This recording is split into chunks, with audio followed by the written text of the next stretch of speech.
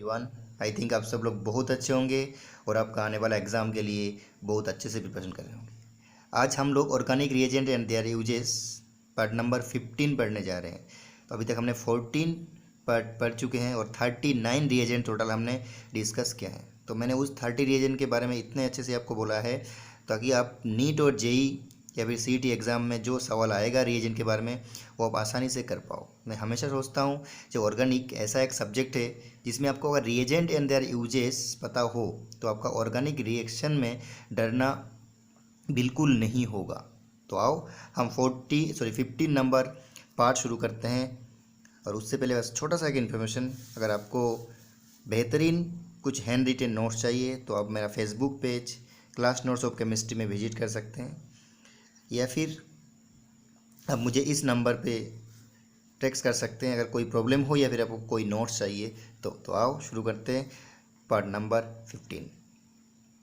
तो part number 14 तक हमने 39 रिएजेंट के बारे में बात किया था। आज हम 15 नंबर पार्ट में रिएजेंट नंबर 14 के बारे में बात करेंगे। देख लो 14 नंबर रिएजेंट में हमारे पास है SnCl2 एंड HCl। अगर मैं इसके बारे में बात करूं आपको SnCl2 के बारे में तो इसको बोलते हैं हम स्टेनस क्लोराइड। क्या बोलते हैं? Stannous chloride. ऐसा क्यों स्टेनस क्लोराइड क्यों बोलेंगे इसको हम? देख लो इसलिए बोलेंगे क्योंकि यहाँ ऑक्सीजन नंबर +2 है, ठीक है। उसके बाद क्या HCl हमने लिया एसिडिक मीडियम में, SnHCl2 और HCl। अब इस रिएजेंट को हम क्या यूज़ करते हैं? देख लो अगर आपके पास नाइट्राइल या फिर सायानाइड है तो उनको एल्डिहाइड में कन्वर्ट करने के लिए हम इस रिएजेंट को इस्तेमाल कराते हैं। तो पहले मैं बोल देता हूँ, मैं फिर बोलता हूँ, SnHCl2 और HCl हम हमेशा नाइट्राइल कंपाउंड को, नाइट्राइल को या फिर सायानाइड को एल्डिहाइड में कन्वर्ट करने के लिए यूज़ करवाते हैं। देख लो मैंने इस लाइन को पूरा NCERT से उठाया। NCERT में आपको 362 पेज में ये रिएक्शन दिखाई देगा। देख लो कैसे, पहले मैं उसके बाद NCERT में आपको दिखा देता हूँ। पहले आप देख लो, अगर मैं बोलूँ ये नाइट्राइल है या फिर साइनाइड है, देख लो CN इसको बोलते हैं नाइट्राइल या फिर साइनाइड ग्रुप। AR है मतलब एलिफेटिक हो सकता है, AR है मतलब एरोमेटिक हो सकता है। तो एरोमेटिक साइनाइड या फिर एलिफेटिक साइनाइड या फिर नाइट्राइल अगर हो, उसके साथ SnHCl2 अगर रिएक्शन कराओगे तो ये एक अच्छा रिड्यूसिंग एजेंट की तरह काम करेगा। मतलब खुद का क्या होगा? ऑक्सीडेशन। क्या कैसे बनेगा? देखो SnCl4 में कन्वर्ट हो जाएगा ये। यहाँ हमें 2 HCl लेना पड़ेगा मुझे, तो ये क्या हो जाएगा? 2 हाइड्रोजन हाइड्रोजन बनेगा।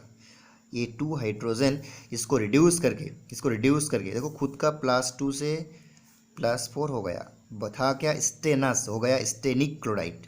अब इसका क्या होगा? पहले देखो रिडक्शन होगा, तो बस आपको ट्रिपल बॉन्ड को डबल बॉन्ड में कन्वर्ट करना है और यहाँ एक हाइड्रोजन और यहाँ एक हाइड्रोजन जुड़ना है। कर दिया मैंने, यहाँ एक हाइड्रोजन जुड़ दिया। अब इसका फर्दर हाइड्रोलाइसिस कराने में, अब हाइड्रोलाइसिस कराओगे तो बस आपको एग्जाम में कैसे याद रखोगे? मैकेनिज्म तो पूछने वाला नहीं है। बस इधर एक O और इधर एक H2 जुड़ दो। देखो बीच में ब्रेक कर दो, इधर एक O इधर एक H2 जुड़ दो, तो क्या हो जाएगा? इधर क्या बनेगा? R या फिर ArCHO और इधर क्या हो जाएगा? एमोनिया। तो साइड में क्या बनेगा? एमोनिया। साइड प्रोडक्ट बनेगा। साइड प्रोडक्ट क्या बनेगा?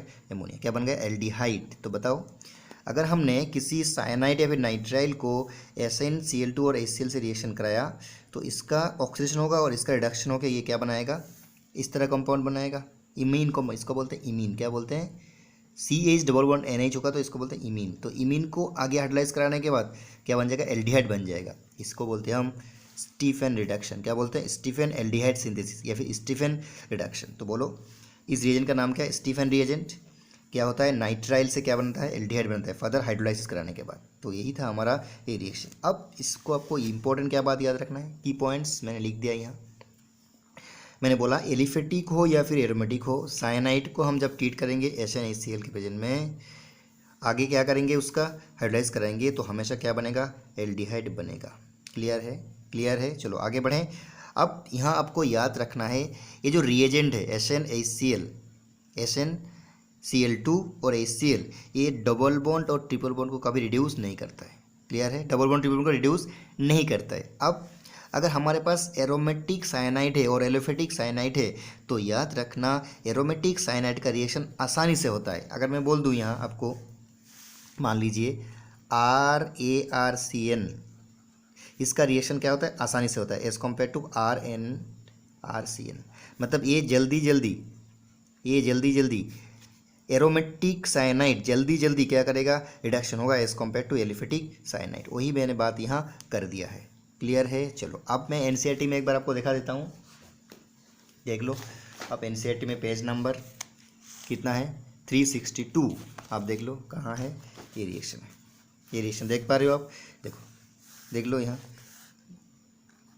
देखो cyanide react with SnCl2 plus HCl, it gives, पहले क्या बनता है, इमीन बनता है, इमीन बनता है, उसको हाइड्रोलाइज करने के बाद क्या बनता है, एल्डिहाइड बनता है। मतलब CN, बस आपको याद रखना CN is converted to CHO, CN is converted to CHO, फिर से CN is converted to CHO, आपको इस तरह याद रखना है। अब ये जो हमने रिडक्शन कराया है, सेम रिडक्शन कौन करता है, डाइबाल एज करता है। कौन करता है, देखो other reducing agent like same, मतलब ये जो हमने साइनाइड से एल्डिहाइड बनाया, सेम काम कौन करता है, डाइबाल एज। अब डाइबाल एज क्या होता है, देखो देखो लिख दिया मैंने, डाई आइसोब्यूटाइल एल्यूमिनियम हाइड्राइड, डाइबाल के बारे में मैं डिटेल्स नेक्स्ट वीडियो में पढ़ाऊंगा। ओके, तब भी मैं बोलता हूँ डाइबाल का स्ट्रक्चर ऐसा होता है। देखो डाई आइसोब्यूटाइल, ये जो ग्रुप है, देखो ये जो ग्रुप है इसको बोलते हैं आइसोब्यूटाइल ग्रुप। 2 बार है, 2 टाइम्स है, तो इसलिए डाई आइसोब्यूटाइल एल्यूमिनियम, और इसको क्या बोलते हैं, hydride, die isobutyl aluminium hydride. याद रखो, इसके बारे में हम क्या करेंगे, नेक्स्ट वीडियो में डिटेल्स में पढ़ाएंगे। नेक्स्ट वीडियो में इसके बारे में डिटेल्स में पढ़ाएंगे। अब इसके आगे चलते हैं और देखते हैं क्या। तो हमने आपको बोला डाइबाल के बारे में डिटेल्स में पढ़ाएंगे, तभी मैं इसको थोड़ा बात बोल दूँ आपको यहाँ। जो डाइबाल जो होता है ये रिड्यूस करता है cyanide ester carbolic acid and acid halide को मेनली किस में रिड्यूस करता है, हाइड्रोलाइज करके क्या बनता है, एल्डिहाइड बनाता है। देखो साइनाइड एस्टर कार्बोक्सिलिक एसिड और एसिड हैलाइड को, इन सब को डाइबाल हाइड्रोलाइज कराओगे एट लो टेम्परेचर, कितना याद रखना, -78 डिग्री सेंटीग्रेड में, तो हमेशा एल्डिहाइड बना देगा। क्या बना देगा, एल्डिहाइड। साइड प्रोडक्ट आपको ध्यान नहीं रखना है, क्या बना देगा, मेन प्रोडक्ट एल्डिहाइड बनाएगा। ये भी NCERT में आपका कितना 362 पेज में मिल जाएगा, जो पेज में अभी स्टीफन रिएक्शन के बारे में बात हमने किया था। ओके, मैं डिटेल्स में इसके बारे में नेक्स्ट वीडियो में आपकी बात करूँगा, ओनली एंड ओनली डाइबाल के बारे में। आप आ जाओ नेक्स्ट रिएजेंट। अब आओ 41 नंबर रिएजेंट के बारे में देख लेते हैं। 41 रिएजेंट में हमारे पास क्या है, देख लो। 41 में कार्बन मोनोऑक्साइड CO, HCl और एनहाइड्रस क्या है, AlCl3। अगर कभी भी इस रिएजेंट के साथ आपका मुलाकात नीट और JEE एग्जाम में हुआ, फिर मैं बोलता हूँ ये जो मैं रिएजेंट के बारे में पढ़ा रहा हूँ ये मेनली आपका नीट और JEE एग्ज़ाम के लिए है। तो अगर ये रिएजेंट दिखाई दिया आपको तो याद रखना, ये रिएजेंट हमारा सिलेबस में यूज़ कहाँ करवाता है, बेंजीन से बेंजाल्डिहाइड बनाने में। क्या बनाने में, बेंजीन से बेंजाल्डिहाइड। चलो देख लेते हैं फिर से। CO carbon monoxide in presence of acidic medium and क्या लेंगे, एनहाइड्रस क्या लेंगे, AlCl3। देख लो NCERT में 363 में पेज में मिलेगा आपको, मैं दिखा दूंगा आपको कौन सा क्लास में, क्लास 12 का बुक में। चलो आ जाओ। अब ये जो रिएक्शन है ये एक तरह का इलेक्ट्रोफिलिक सब्स्टिट्यूशन रिएक्शन है। कौन सा रिएक्शन है, electrophilic substitution reaction, aromatic electrophilic substitution. Actually क्या, एरोमेटिक इलेक्ट्रोफिलिक सब्स्टिट्यूशन क्या बोलते हैं, बेंजीन का रिएक्शन, तो ये क्या, एरोमेटिक इलेक्ट्रोफिलिक सब्स्टिट्यूशन। कैसा होता है मैं दिखा देता हूँ आपको। इस रिएक्शन का नाम है गेटरमैन कोच रिएक्शन। तो बताओ, अगर बेंजीन से बेंजाल्डिहाइड बनाना है और ये रिएजेंट दिया हुआ है तो इसका नाम है गेटरमैन कोच रिएक्शन। फिर से, बेंजीन से benzaldehyde in presence of carbon monoxide HCl and anhydrous AlCl3 known as Gattermann Koch reaction. मैंने रिएक्शन आपको यहाँ लिख दिया, कोई दिक्कत नहीं है। क्लियर है। देखो हाइड्रोजन की जगह कौन आ गया, एल्डिहाइड ग्रुप आ गया, तो क्या हुआ, सब्स्टिट्यूशन हुआ कि नहीं। लेकिन कौन करेगा, इलेक्ट्रोफाइल करेगा। कौन करेगा, इलेक्ट्रोफाइल। देख लेते हैं कैसे, मैकेनिज्म देख लो।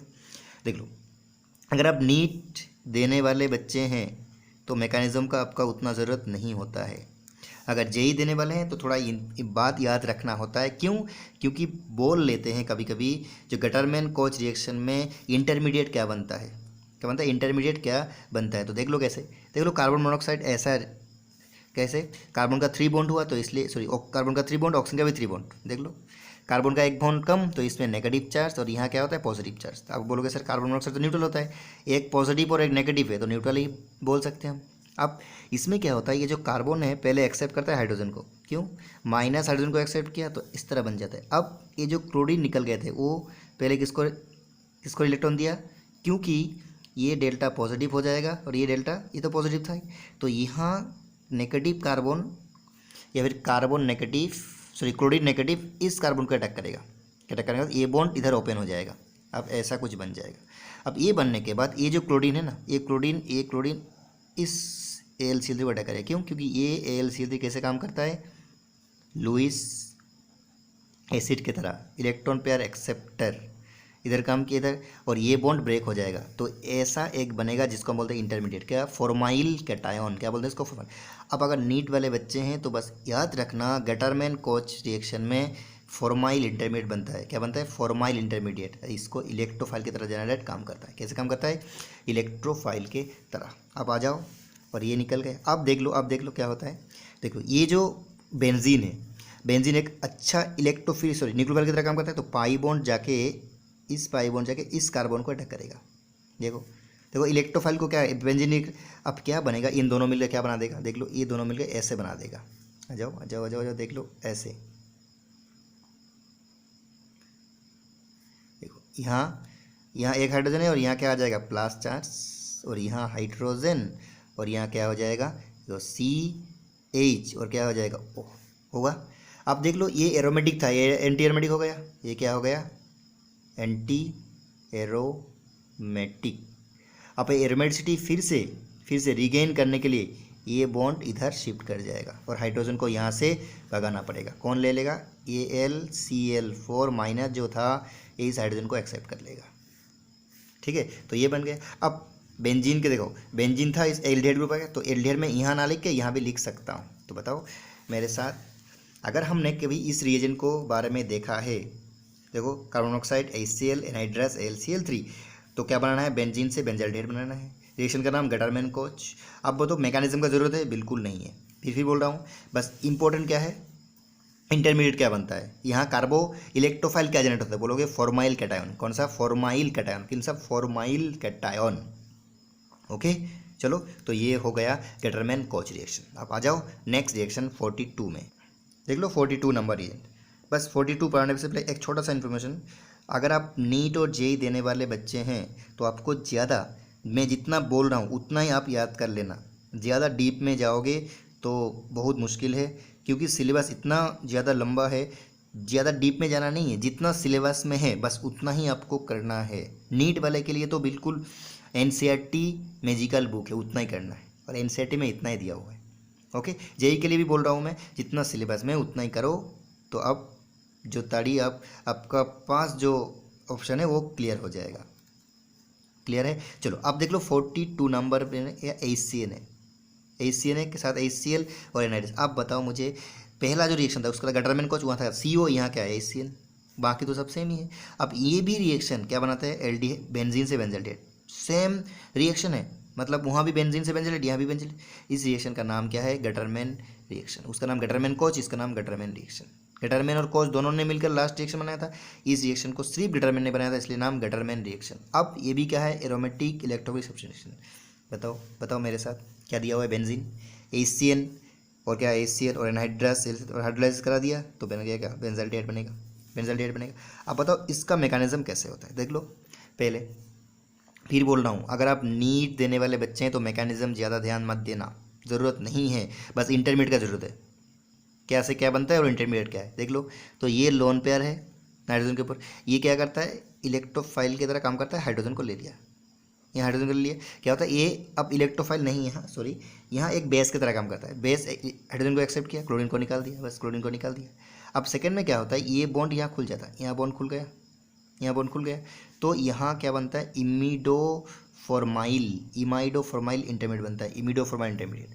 अब ये प्लस है, बस इस ग्रुप को फिर वही मैकेनिज्म है, यहाँ से इसको इधर से अटैच कर दो। अगर इधर से अटैच कर दोगे आप तो यहाँ क्या बनेगा, बताओ पहले मुझे, ऐसे बनेगा कि नहीं, इधर। अब यहाँ क्या होगा, हाइड्रोजन, और यहाँ क्या आ जाएगा, प्लस।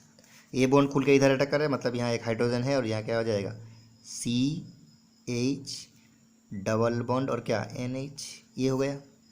ठीक है ना। अब यहाँ से देखो यही बन गए। अब यहाँ से आपको क्या करना है, इस हाइड्रोजन को हटाना है, क्योंकि ये एरोमेटिसिटी गेन लॉस किया, हाइड्रोजन यहाँ शिफ्ट कर जाएगा, तो इसको बोलते हैं रीगेन एरोमेटिसिटी। क्या बोलते हैं? Regain aromaticity. बेंजीन एरोमेटिक है, ये नॉन एरोमेटिक है, तो ये एरोमेटिसिटी गेन करने फिर से लेके लिए हाइड्रोजन को लॉस करेगा, ये इधर बॉन्ड आ जाएगा और ये बन जाएगा। इसको हाइड्रोलाइज कराओ तो यहाँ से ब्रेक कर दो, यहाँ ऑक्सीजन जुड़ दो, यहाँ 2 हाइड्रोजन जुड़ दो, काम खत्म। क्या बन गया? बेंजाल डिहाइड। फिर बोल रहा हूँ, अगर आपको बेंजीन के साथ ए दिया दिखाई दिया, HCl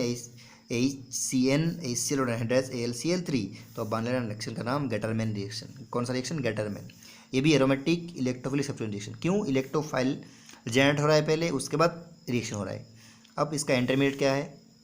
इमिडोफॉर्माइल।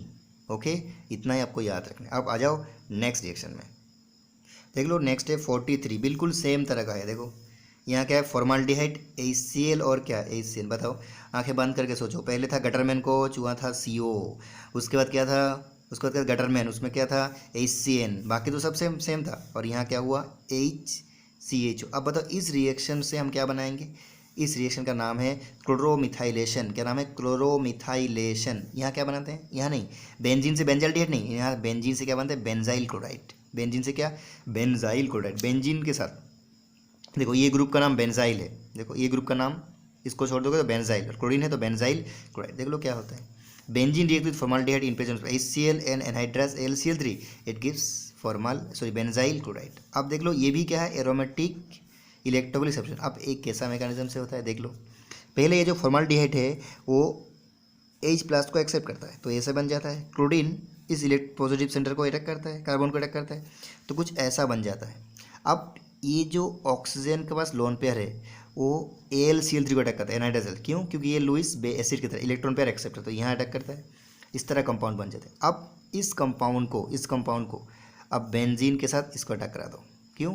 क्योंकि ये क्लोरीन डेल्टा नेगेटिव होता है, इधर भी पॉजिटिव चार्ज है, तो जब इसको ये अटैक करेगा ना तो ये यहाँ से निकल जाएगा, ये चलता बनेगा, यहाँ से चलता बना दिया। अब ये क्या हुआ? एरोमेटिसिटी लॉस किया। अब ये एरोमेटिसिटी लॉस करेगा तो क्या बनेगा? इसे नॉन एरोमेटिक हो गया। अगर ये नॉन एरोमेटिक हो गया तो एरोमेटिसिटी गेन करने के लिए हाइड्रोजन को रिलीज करेगा, तो क्या बन जाएगा? Benzyl chloride. फिर बोल रहा हूँ, मैकेनिज्म में अगर करना चाहते हो तो करो, नहीं तो मैकेनिज्म का उतना ज़रूरत बिल्कुल नहीं है। बस आपको फोकस करना है कौन सा रिएजेंट है, क्या से क्या बन रहा है। अगर मैं आज आपको 3 रिएक्शन के बारे में बात करूँ, लास्ट 3, एक तो था गटरमैन कोच, उसका था गटरमैन, और लास्ट में क्लोरोमिथाइलेशन। गटरमैन कोच में क्या है? CO है, CO कार्बन मोनोऑक्साइड लिया था। उसके बाद HCl और एनहाइड्रास AlCl3। उसके बाद अपने सेकंड में क्या लिया था बताओ? सेकंड में लिया था HCl और एनहाइड्रास, और इसमें क्लोरोमिथाइलेशन फॉर्माल्डिहाइड HCl और क्या? Gattermann coach. और गटरमैन क्या बनता है? बेंजीन से बेंजाल्डिहाइड बनता है, लेकिन क्लोरोमिथाइलेशन में क्या बनता है? अगर फॉर्माल्डिहाइड लोगे तो क्या बनता है? बेंजीन से बनता है बेंजाइल क्लोराइड। तीनों रिएक्शन में कॉमन क्या है? तीनों रिएक्शन क्या है? All the 3 reactions are aromatic electrophilic substitution. तो हमने पहला रिएक्शन क्या पढ़ा था? Stephen reaction. स्टीफन में क्या बन रहा था? CN में याद करो, CN से क्या बन रहा था? CN group is converted to aldehyde group, ठीक है ना। उसमें रिएजेंट क्या लिया था? SnCl2 और HCl। तो चलो आज हमने 4 रिएजेंट के बारे में बात किया है। नेक्स्ट पार्ट में हम और भी रिएजेंट के बारे में बात करेंगे। तो आज हमने 39 से लेकर 43 तक रिएजेंट के बारे में। नेक्स्ट रिएक्शन में हमने 44 से आगे बढ़ेंगे। ओके, कोई अगर दिक्कत है तो आप मुझे कमेंट सेक्शन में बता सकते हैं, नहीं तो भी मिलते हैं नेक्स्ट वीडियो में। तब तक के लिए अच्छे रहो, खुश रहो, पढ़ते रहो, आगे बढ़ते रहो। Thanks a lot.